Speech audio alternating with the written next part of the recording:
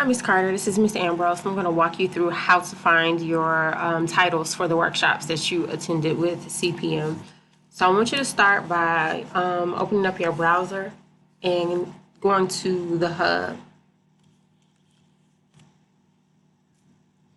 Once you get to the hub, scroll all the way down to the bottom and log into Frontline. You want to make sure that you sign in under the My Learning Plan. Once you get into Frontline, we're going to go over to where it says Professional Development. Let's go down to My Portfolio and click on that.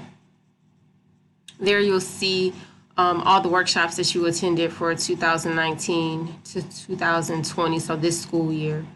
If you click on the link, and it can actually be any one that you attended. So for example, this one was the Master Teacher Institute this past summer, but it gives the date, the time, the location, and the title. So those are all the things that she needs.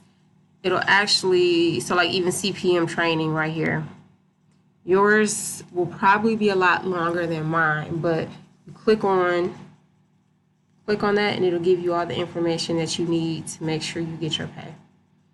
If you have any additional questions, let me know.